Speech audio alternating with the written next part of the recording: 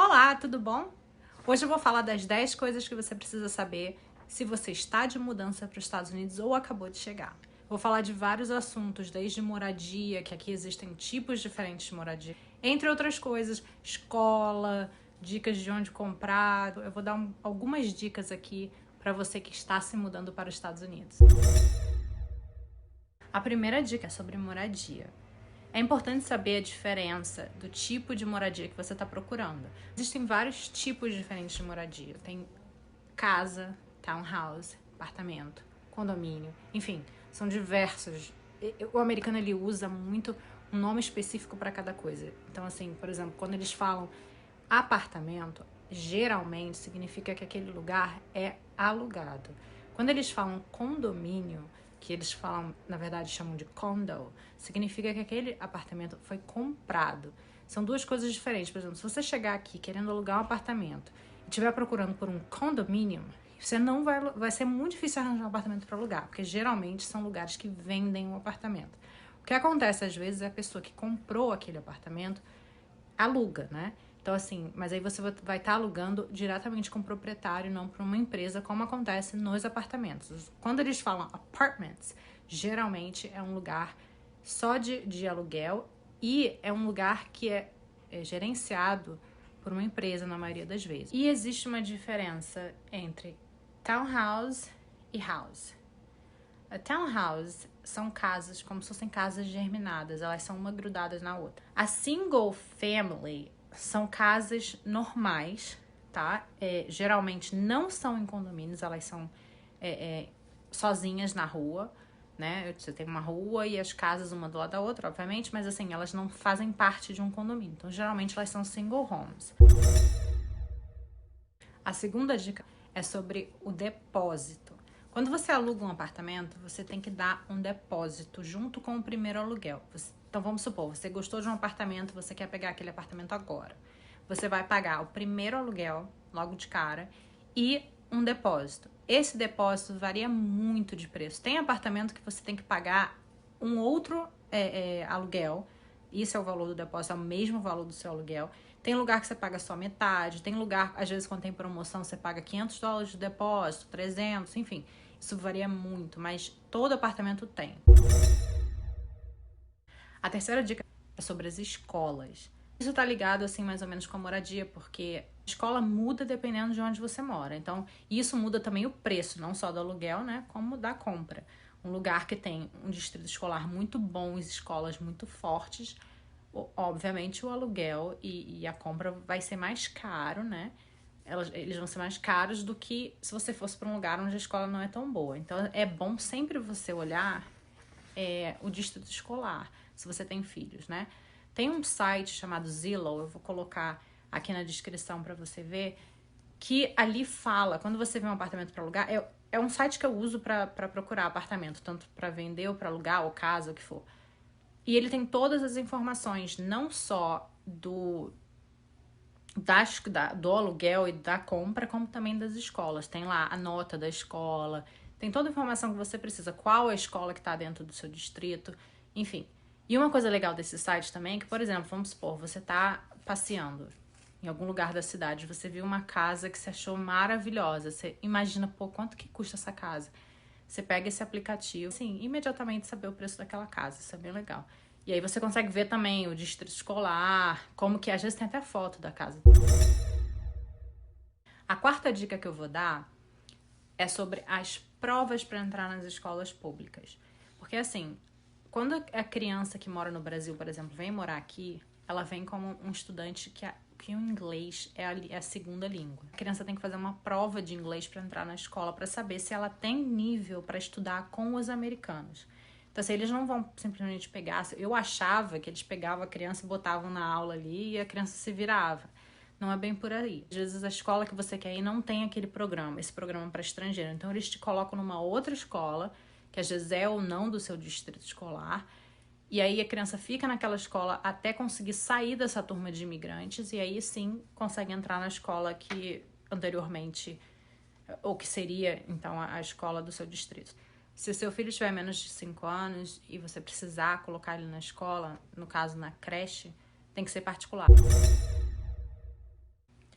A minha quinta dica é sobre como tirar a carteira de motorista. Olha, eu vou te falar que isso é uma das coisas mais chatas que existe nos Estados Unidos. Um porre. Primeiro que o lugar onde você vai chama DMV, que é como se fosse um Detran daqui. É um lugar extremamente demorado, nada funciona direito. É um dos lugares dos Estados Unidos que eu falo que é um estresse para resolver qualquer coisa é o DMV, tá? É tudo assim, é uma burocracia horrorosa, é mal organizado. Olha, é terrível, mas todo mundo tem que passar pelo DMV. Não tem jeito, não tem pra onde correr. E outra, não vá achando que porque você tem carteira de motorista você não vai precisar fazer a prova. Você vai fazer tudo. Você vai fazer o mesmo processo. Uma das coisas mais importantes que tem nos Estados Unidos é o crédito. Então essa é a minha sexta dica. Assim que você chega nos Estados Unidos, a primeira coisa que você tem que focar sua atenção antes de qualquer coisa é uma maneira de fazer crédito. Crédito aqui é mais importante que dinheiro. Você pode ter um dinheirão aqui e se você não tiver crédito, você não consegue fazer as coisas direito, tá? Ou então você consegue, mas você consegue pagando 3 vezes o preço daquela coisa. Tanto para alugar um apartamento, ou até para conseguir empréstimo em banco, ou então para comprar carro, enfim. O crédito é a coisa mais importante que existe aqui, tá? Então, assim, a primeira coisa que você tem que tentar fazer é conseguir um cartão de crédito do banco, porque o cartão de crédito, quanto mais você usa e você vai pagando, aquilo vai aumentando o seu crédito. Uma dica, assim, é tentar comprar móveis com financiamento. É um pouco difícil, tá? Quando você não tem crédito. O problema do crédito é que pra você ter crédito, você precisa ter crédito, sabe? Porre. Então, assim, pra você fazer crédito, você precisa ter crédito. Mas eu comecei do zero e eu fazia isso. Eu fiquei pegando cartão de crédito, aí você compra e paga, isso vai ajudando o seu crédito. Eu fiz leasing de carro. Quando você faz leasing de carro, ajuda bastante no seu crédito. Conheço muita gente que não gosta de cartão de crédito, por exemplo. No Brasil, eu não uso cartão de crédito. Aqui nos Estados Unidos é quase que essencial, porque é a maneira como você faz crédito, tá? É usando o seu crédito. Então, deixe de lado esse negócio de não usar cartão de crédito. Aliás, eu coloco tudo no cartão de crédito. Eu uso o cartão de crédito como se fosse um débito, sabe? Eu vou usando e vou pagando, vou usando e vou pagando. Então, isso ajuda bastante o crédito da pessoa. Tem um site chamado Credit Karma, também vou colocar aqui na descrição, que é um site que eu uso pra checar como que está meu crédito. E o legal desse site é que ele vai te mostrando quais as possibilidades do seu crédito. Por exemplo, você consegue pegar tal cartão de crédito com o crédito que você tem. Você consegue pegar um empréstimo X no banco. Enfim, é bem legal.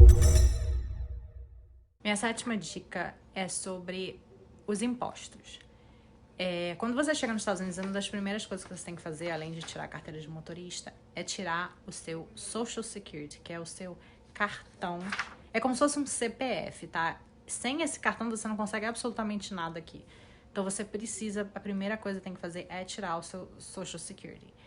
Lembrando que assim, o Social Security você só consegue tirar se você tiver residência permanente, que é o Green Card, se você tiver naturalização americana, ou se você tiver vistos, às vezes até o visto de estudante.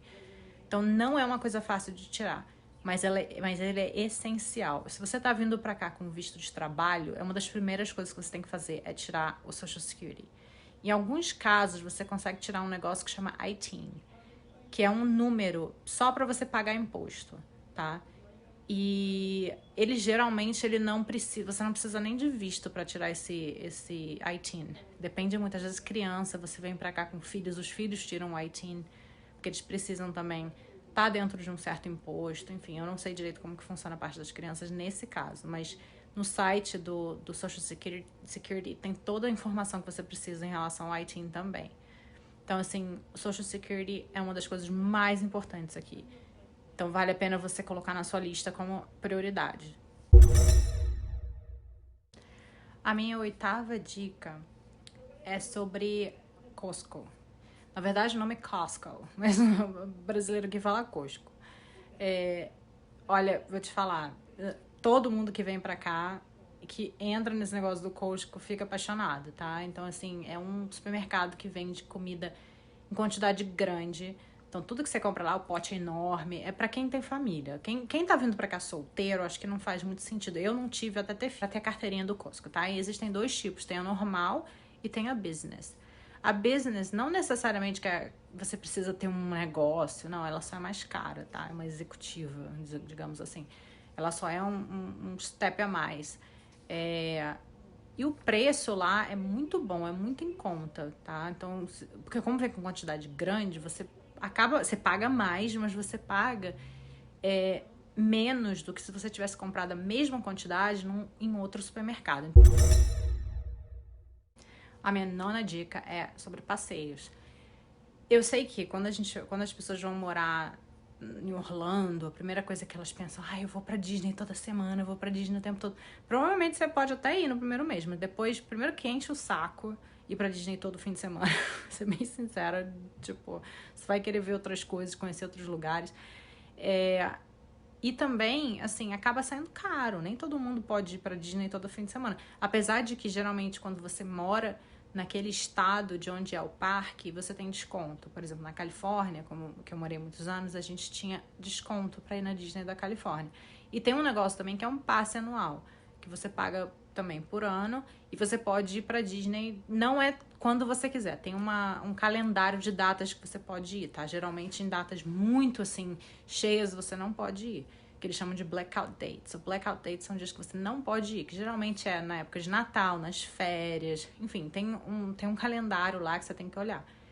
Então, assim, vamos supor, você não tem dinheiro pra ir pra Disney o tempo todo, ou você não tem nem vontade, tem gente que nem gosta de ir. O meu conselho é ir nos parques nacionais.